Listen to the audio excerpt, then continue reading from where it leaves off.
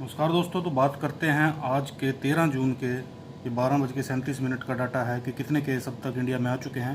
तो हमारा आंकड़ा 3 लाख को क्रॉस कर चुका है। 3,09,708 टोटल केस हो चुके हैं और डिसीज्ड अब तक मौतें देखी जाए तो 8,893 मौतें हैं। अगर राज्य के अनुसार बात की जाए तो महाराष्ट्र अकेला ही ऐसा राज्य है जो 1 लाख को क्रॉस कर चुका है। 1,01,141 जहाँ पर टोटल केस आ चुके हैं और डेथ अकेले महाराष्ट्र में ही सिर्फ 3,717 हो चुकी है। कल दिल्ली में जैसे हमने देखा कि दिल्ली में भी केस 2200 के आसपास केस आए और दिल्ली का आंकड़ा 36,824 पर पहुंच चुका है, जहां पर टोटल डेथ रेट अगर दिल्ली का देखा जाए तो 1214 टोटल डेथ हो चुकी है। अगर दोस्तों हम हरियाणा का डाटा देखें तो हरियाणा 6,334 पर पहुंच चुका है, जिसमें कि गुरुग्राम अकेला ऐसा जिला है जो 2922 पर पहुंच चुका है, जहां अभी तक 19 डेथ हैं, जबकि फरीदाबाद में 26 डेथ हो चुकी हैं। दोस्तों, स्वास्थ्य मंत्री, दिल्ली के स्वास्थ्य मंत्री ने कहा है कि दिल्ली में टेस्ट बढ़ाना है तो अपनी गाइडलाइन बदले आईसीएमआर। सत्येंद्र जैन ने कहा है कि केंद्र सरकार और आईसीएमआर से कह दीजिए कि सभी लोगों के लिए टेस्ट ओपन कर दें ताकि जो टेस्ट करवाना चाहें वो करवा लें। लेकिन ओपन टेस्ट कराने से एक दिक्कत यह भी होगी कि बीमार लोग कम टेस्ट कराएंगे और सशक्त लोग ज़्यादा टेस्ट कराने आ जाएंगे। क्या दिल्ली में ठीक से टेस्टिंग हो रही है? इस सवाल के जवाब में दिल्ली के स्वास्थ्य मंत्री सत्येंद्र जैन का कहना है कि अगर टेस्टिंग बढ़ानी है तो आईसीएमआर से कहिए कि वो गाइडलाइन बदल लें। हम आईसीएमआर की गाइडलाइन का उल्लंघन नहीं कर सकते हैं। आईएसएमआर की शर्तों के आधार पर ही टेस्ट हो सकते हैं। सभी सरकारें उन शर्तों को मानने के लिए बाध्य हैं। सत्येंद्र जैन ने कहा है कि केंद्र सरकार और आईसीएमआर से कह दीजिए कि सभी लोगों के लिए टेस्ट ओपन कर दें ताकि जो टेस्ट करवाना चाहे वो करवा लें। लेकिन ओपन टेस्ट कराने से एक दिक्कत यह भी होगी कि बीमार लोग कम टेस्ट कराएंगे और सशक्त लोग ज़्यादा आ जाएंगे। हो सकता है एक दिन में 1 लाख लोग टेस्ट कराने पहुंच जाएं। ऐसे में आपका नंबर 1 महीने बाद ही आएगा। केंद्रीय मंत्री तोमर के बर्थडे पर बांटा जा रहा था राशन, एक दूसरे पर टूटे लोग। मध्य प्रदेश के इंदौर में केंद्रीय मंत्री के जन्मदिन के मौके पर गरीबों के बीच राशन बांटने के क्रम में सोशल डिस्टेंसिंग की धज्जियां उड़ गई। बता दें कि भारत में कोरोना वायरस से सबसे ज़्यादा प्रभावित होने वाले राज्यों में मध्य प्रदेश भी शामिल रहा है। दरअसल केंद्रीय मंत्री नरेंद्र तोमर के जन्मदिन के मौके पर बीजेपी नेता और इंदौर के पूर्व विधायक सुदर्शन गुप्ता ने गरीबों के बीच राशन बांटने का कार्यक्रम रखा। मुफ्त का राशन लेने के लिए 2000 से ज़्यादा परिवारों को बुलाया गया था। राशन बांटने के दौरान ही खाने का सामान लेने के लिए भीड़ बेकाबू हो गई और लोग एक दूसरे पर टूट पड़े। कोरोना वायरस और सोशल डिस्टेंसिंग को भूलकर लोग एक दूसरे से धक्का मुक्की करने लगे ताकि उन्हें किसी तरह राशन मिल जाए।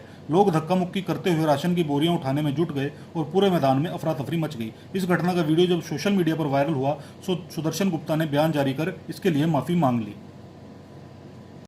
दोस्तों, दिल्ली में कोरोना ने मचाया कहर, शमशान घाटों में शवों के लिए नहीं है जगह। दिल्ली में घातक कोरोना वायरस ने कहर मचा दिया है। कोरोना वायरस संक्रमण से जूझ रही दिल्ली में अब शमशान घाट भी शवों से भरे नजर आ रहे हैं। निगम बोध घाट पर शवों के लिए बिल्कुल भी जगह नहीं है। ऐसे में नदी के किनारे 25 और जगह शवदाह के लिए तैयार की जा रही हैं। दिल्ली में कोरोना संक्रमण के मामले लगातार बढ़ रहे हैं। लगातार बढ़ रहे संक्रमण के बीच मौत के आंकड़े भी लगातार बढ़ रहे हैं। निगम बोध घाट में सालों से अंतिम संस्कार कर रहे आचार्यों का भी कहना है कि कोरोना काल में उनकी मुश्किलें बढ़ गई हैं।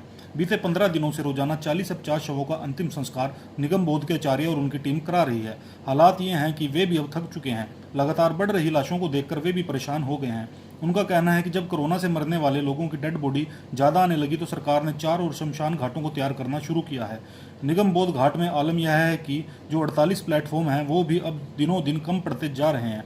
यही वजह है कि नदी किनारे नई चिताओं के लिए 25 और जगह तैयार की गई हैं। देश की राजधानी दिल्ली में एक तरफ जहां कोरोना के मरीजों का आंकड़ा 34,000 के पार पहुंच गया है, वहीं दूसरी तरफ मौत का आंकड़ा भी हर दिन बढ़ता जा रहा है। आलम यह है कि शमशान घाटों में अब जगह कम पड़ रही है। ये वजह है कि दिल्ली में जहां पहले 2 शमशान घाट थे उनको बढ़ाकर 4 कर दिया गया है। शमशान घाट में रोजाना जितने भी कोरोना मरीजों के शवों को लाया जाता है, उनका अंतिम संस्कार किया जाता है, उसमें भी 5 से 6 घंटे का वक्त लग रहा है। लगातार 7वें दिन बढ़े डीजल और पेट्रोल के दाम। एक हफ्ते में इतनी बढ़ गई कीमतें। पेट्रोल की कीमतों में शनिवार को 59 पैसे प्रति लीटर और डीजल की कीमतों में 58 पैसे प्रति लीटर की वृद्धि हो गई है। पेट्रोल की कीमतों में शनिवार को 59 पैसे प्रति लीटर और डीजल की कीमतों में 58 पैसे प्रति लीटर की वृद्धि की गई। कीमतों की समीक्षा 82 दिनों तक स्थगित रखने के बाद लगातार 7वें दिन पेट्रोल डीजल महंगा हुआ है। सरकारी तेल वितरण कंपनियों की मूल्य अधिसूचना के मुताबिक दिल्ली में पेट्रोल की कीमत 74.57 रुपये प्रति लीटर से बढ़कर 75.16 रुपये प्रति लीटर हो गई है। वहीं डीजल के दाम 72.81 रुपये प्रति लीटर से बढ़कर 73.39 प्रति लीटर हो गए हैं। देश भर में कीमतें बढ़ाई गई हैं, लेकिन प्रत्येक राज्य में वैट अथवा स्थानीय बिक्री कर के आधार पर इनके दामों में अंतर हो सकता है। यह लगातार 7वें दिन दरों में बढ़ोतरी है। तेल कंपनियों ने 82 दिनों तक कीमतों की समीक्षा को स्थगित रखने के बाद रविवार को लागत के अनुरूप फेरबदल की शुरुआत की थी। 7 दिन में पेट्रोल के दामों में 3.9 रुपये प्रति लीटर और डीजल की दर में 4 रुपये प्रति लीटर की कुल वृद्धि हुई है। लॉकडाउन में रवीना टंडन का भंगड़ा करते हुए एक वीडियो वायरल हुआ है। एक्ट्रेस के मुंह पर फिदा हो गए हैं उनके फैंस। बॉलीवुड की मशहूर अभिनेत्री रवीना टंडन अपने अंदाज के लिए खूब जानी जाती हैं। इन दिनों लॉकडाउन में रहने के बाद भी एक्ट्रेस सोशल मीडिया पर खूब एक्टिव रहती हैं, साथ ही अपने अंदाज से खूब सुर्खियां भी बटोरती रहती हैं। सेल्फ आइसोलेशन में रहते हुए रवीना टंडन टिकटॉक पर काफ़ी एक्टिव नज़र आ रही हैं। हाल ही में उनका एक वीडियो भी सोशल मीडिया पर वायरल हो रहा है, जिसमें एक्ट्रेस पंजाबी स्टाइल में भांगड़ा करती नजर आ रही हैं। इस वीडियो में एक्ट्रेस का अंदाज देखकर हर कोई उनका दीवाना हो रहा है।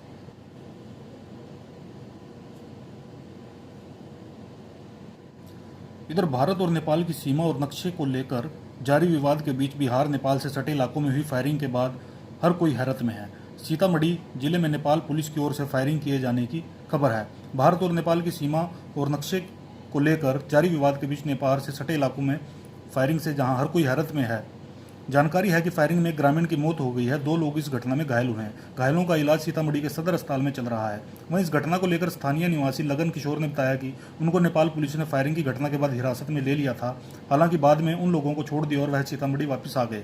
लगन किशोर ने बताया कि वह और उनके बेटे नेपाल में अपनी बहू से मिलने गए थे। वो नेपाल की रहने वाली है।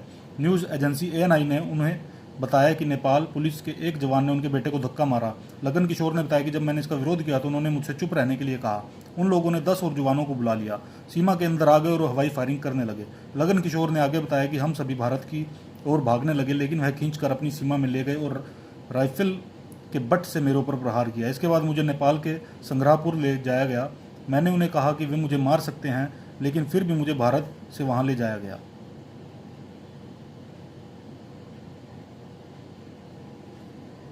कोरोना काल में किसान परेशान। कभी 100 रुपये किलो बिकने वाला प्याज अब 2 से 6 रुपये प्रति किलो बिकने पर मजबूर हो गया है।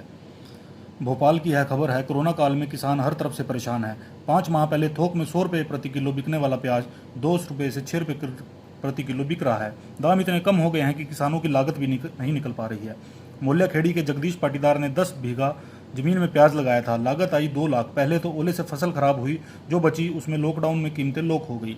हमारा प्याज 2 किलो रुपये बिक रहा है। बीज महंगा मिलता है, सब महंगा हो गया है। सोचा था इस बार अच्छे पैसे मिल जाएंगे, लेकिन लागत 8 रुपये किलो होती है।